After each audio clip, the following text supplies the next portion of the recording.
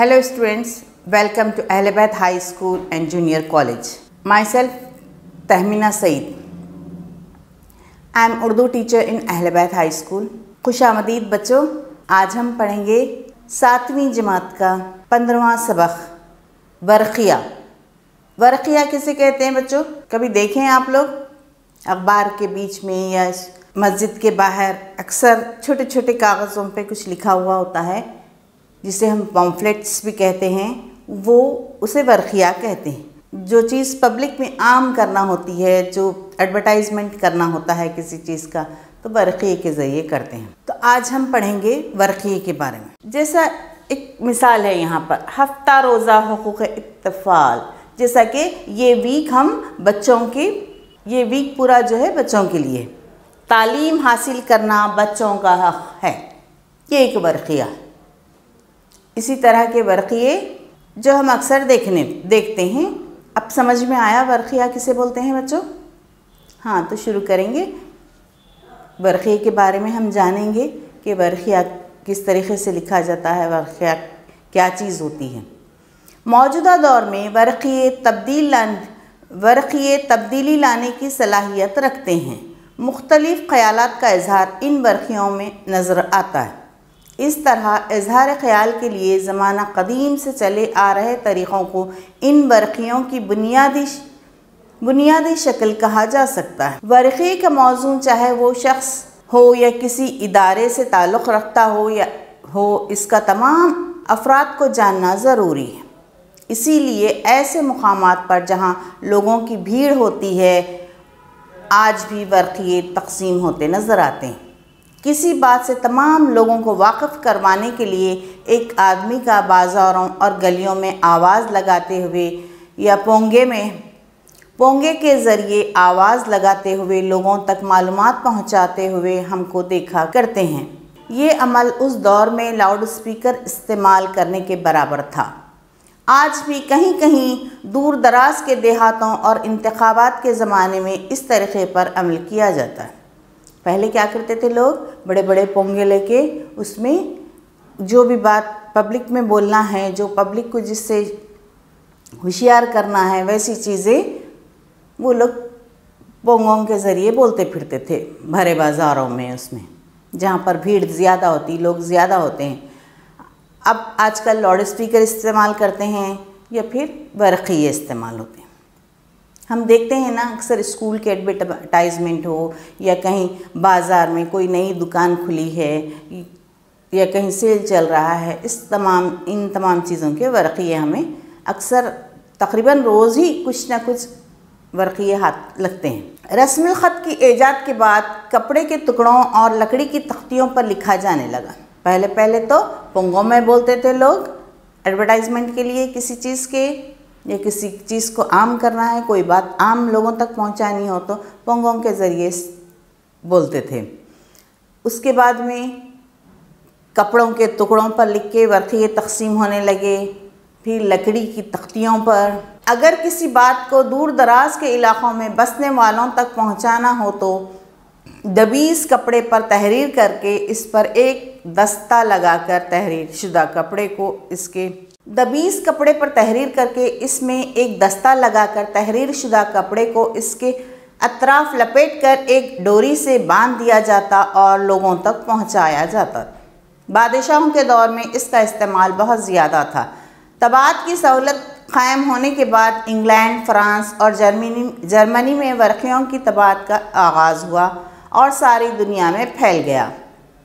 हिंदुस्तान में अंग्रेज़ों के आने से क़ब्ल वर्क़ियों का चलन नहीं था। क्या होता था, पहले बादशाह का कोई फरमान वग़ैरह हो या जो दावत देते थे, आजकल भी रुक़े जो बोलते हैं हम, रुक़ा वर्क़िया, तो ये तमाम चीज़ें, किसी को दावत देना है, किसी का कुछ, तो बादशाह का पैगाम पहुंचाना है, तो पहले क्या करते थे, अगर दूर दराज पहुंचाना हो तो दबीज़ मतलब मोटे जो देरपा हो वैसे कपड़े पर लिख कर उसे एक तरफ एक डोरी से लपेट देते और वो पहुंचाते दूसरी जगह, एक जगह से दूसरी जगह। जब तबात की सहूलत क़ायम होने के बाद इंग्लैंड, फ़्रांस और जर्मनी में वर्क़ियों की तबात का आगाज़ हुआ। सबसे पहले कहाँ पर हुआ? इंग्लैंड, फ़्रांस और जर्मनी में तबात जो پیپر پہ بات ہوتی ہے، لکھائی ہوتی ہے، اس کا آغاز ہوا اور ساری دنیا میں پھیل گیا۔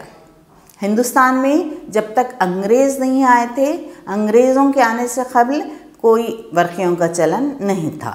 مغربیوں کے ہندوستان میں قدم رکھنے کے بعد ہی ورقے کا استعمال شروع ہوا۔ جب انگریز ہندوستان میں قدم رکھے تو وہ لوگ یہاں پر آنے کے بعد ان لوگوں کے ذریعے ہی ورقیوں کا چلن ہمارے پاس شروع ہوا۔ اس دور جدید میں کم از کم روزانہ ایک ورقیہ ہماری نظروں سے گزرتا ہے۔ اکثر ان میں تجارتی تشہیر ہوتی ہے۔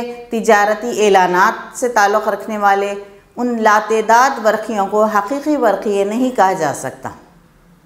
لغوی معنی کے اعتبار سے ورقیے جدید خیالات، حقیقی رجحان، متنازع موضوعات، تہذیبی حالت، ادبی اقدار، حوصلہ مندی اور دیانتداری جیسی خصوصیات کو بہر صورت پیش کرنے والے ہیں۔ آج کل جو ہمیں روزانہ آئے دن جب بھی باہر نکلتے ہیں یا گھر میں بھی لوگ ڈال کے جاتے ہیں کھڑکیوں میں سے، دروازوں میں سے، وہ ورقیے حقیقی ورقیے نہیں، صحیح ورقیے نہیں ہیں۔ اس میں صرف تجارتی اشتہارات ہوتے ہیں۔ اس کے اگر صحیح معنی، لغوی معنی دیکھے جائیں ورقیے کے تو جدید خیالات، حقیقی رجحان، موضوعات، تہذیبی حالت، اقدار، حوصلہ مندی اور دیانتداری جیسی خصوصیات اس میں ہونی چاہیے۔ کس میں؟ ورقیوں میں۔ ایک خبر یا متنازع موضوع سے تمام کو واقف کروانا ہی ورقیے کا اہم مقصد ہے۔ ورقیے کے موضوعات حقیقی ہوتے ہیں یا نہیں، اور وہ قاری پر کس طرح اثر انداز ہوتے ہیں، اس پر ورقیے تیار کرنے والے توجہ نہیں دیتے۔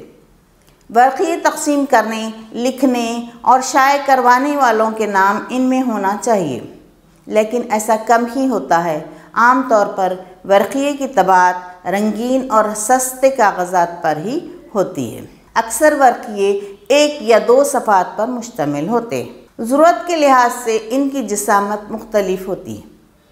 حکومت کی فلاحی اسکیمات، سماجی بھلائی کے موضوعات کو عام آدمی تک پہنچانے کے لیے ورقیہ ایک اہم ذریعے کے طور پر استعمال ہوتا ہے۔ ورقیے کا مواد ان افراد کو فوراً سمجھ میں آتا ہے جس میں ان کو مخاطب کیا گیا ہے۔ دوسروں کے لیے یہ غیر واضح ہوتا ہے۔ چند ورقیے بہت کم وقت میں تباہ کیے جاتے ہیں۔ اسی وجہ سے ان میں اشاعتی غلطیوں اور غلط فہمیوں کا احتمال ہوتا ہے۔ چند باتیں جو اخبارات میں دیکھنے میں نہیں آتی، ان سے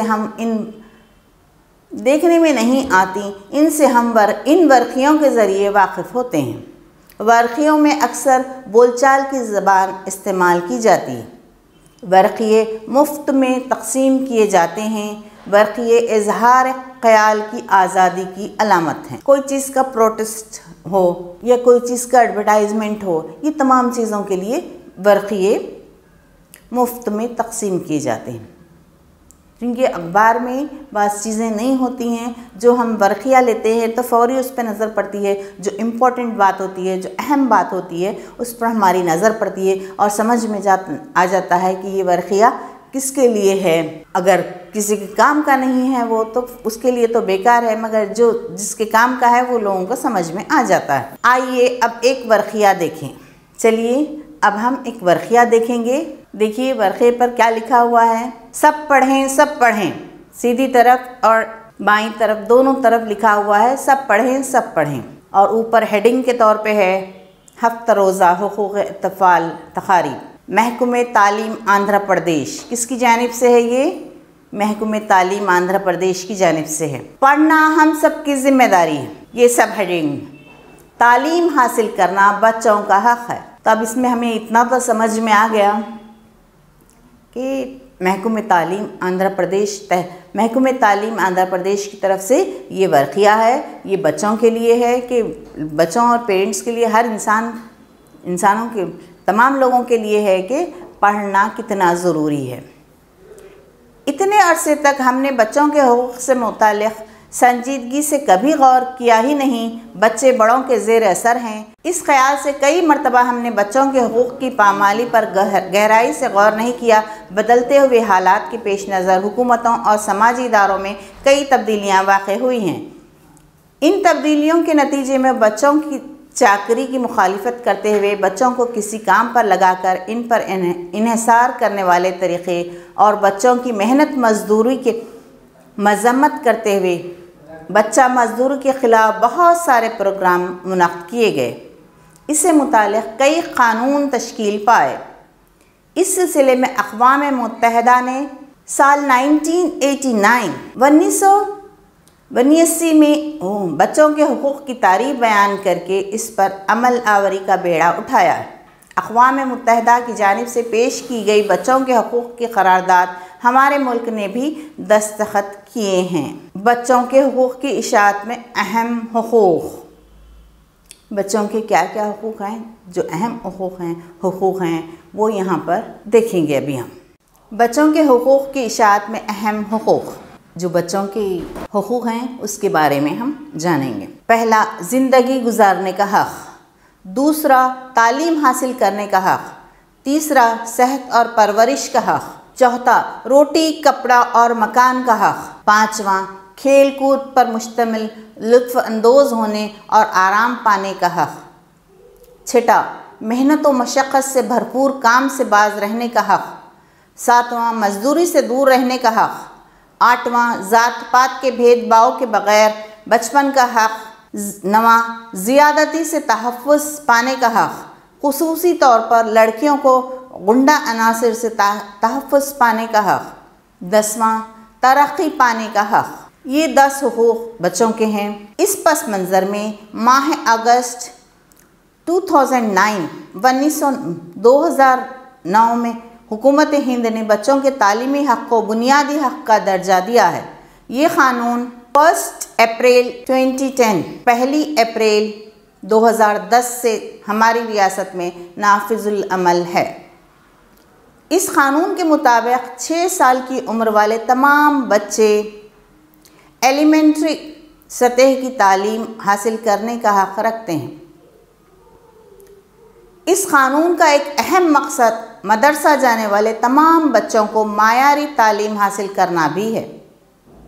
اولیاء طلبہ، سماجی اراکین کو واقف کروانے کے لیے ہماری ریاست میں یوم اطفال کے موقع پر 14 نومبر تا 21 نومبر ہفتہ روزہ حقوق اطفال تقاریب منعقد کی جا رہی ہیں۔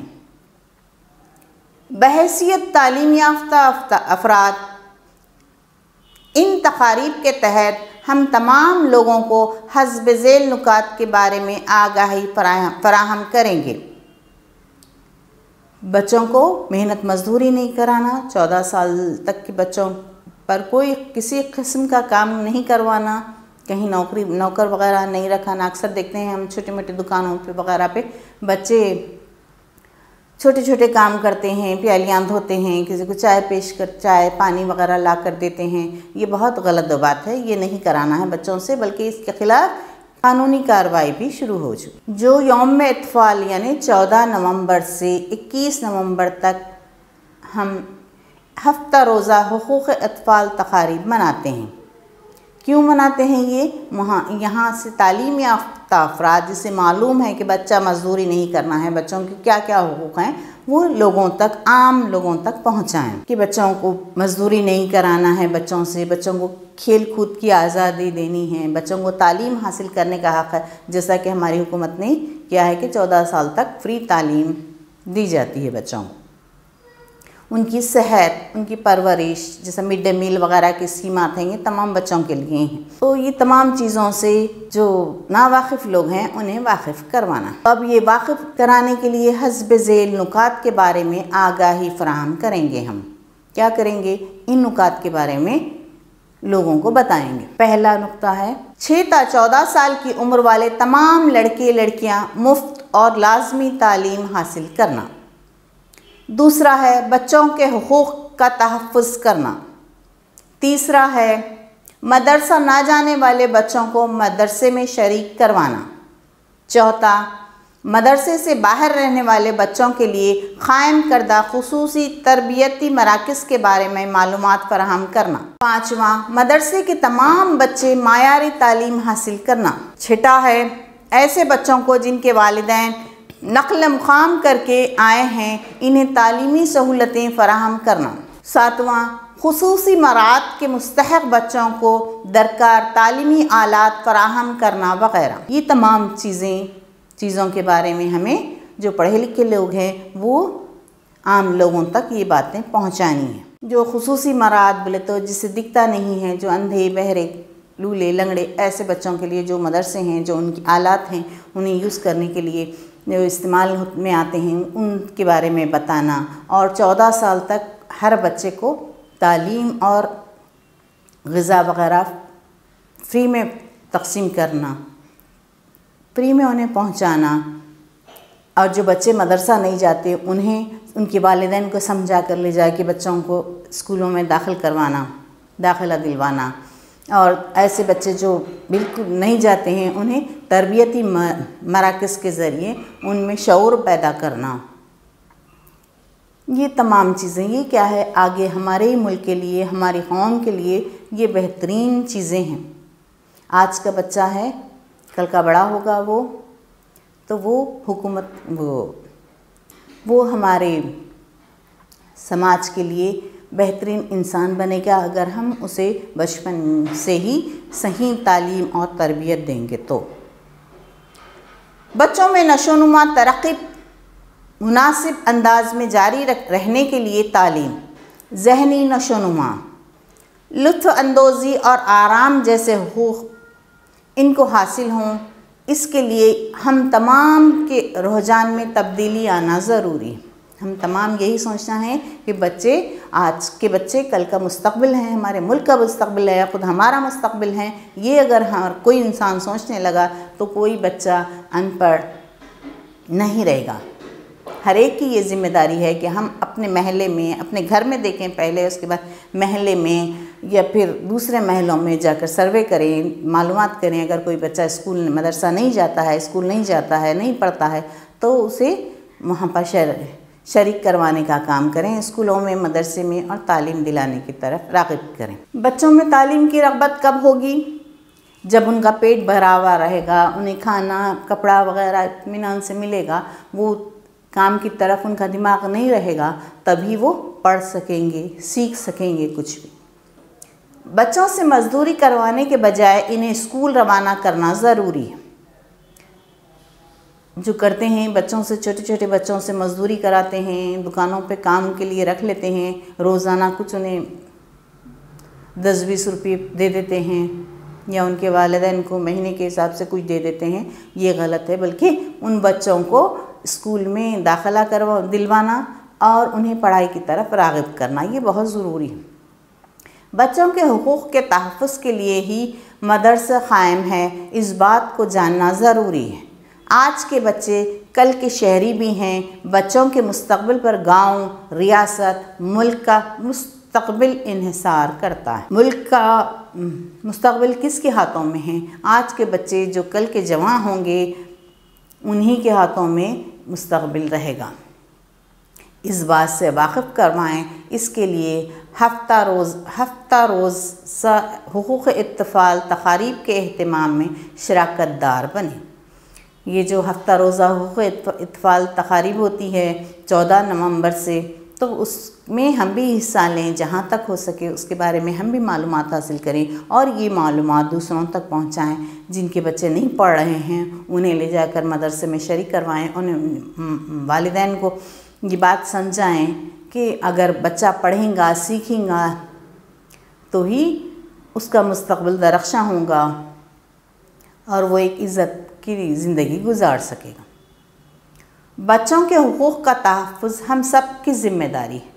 یہ ذمہ داری ہم سب کی ہے۔ یہ نہیں کہ ہاں نہیں بھائی ہمارے بچے تو پڑھ رہے ہیں، ہم ان کے بچوں کو کیوں؟ ویسا نہیں۔ ہمارے پاس جو ملازمہ ہوتی ہے، ملازم ہوتے ہیں، ڈرائیور، کام کرنے والے وغیرہ، ان کے بچوں کے بارے میں بھی ہم جانیں اور انہیں لے جا کر مدرسے میں شریک کروائیں۔ چونکہ اکثر مدارس میں حکومت کی طرف سے مڈ ڈے میل وغیرہ کا انتظام ہے، وہ لوگ پیٹ بھر کھاتے بھی ہیں، اور انہیں ایسی غذائیں بھی دی جاتی ہیں حکومت کی طرف سے جو ان کی ذہنی اور جسمانی نشو و نما کے لیے ضروری ہوتی ہیں۔ تو یہ ہمارا ہر ایک کی ذمہ داری ہے، یہ ہم اپنی ذمہ داری سمجھ کر یہ کام کرنا ہے۔ बच्चों से चाकरी करवाना हैवानियत है, गैर समाजी काम है।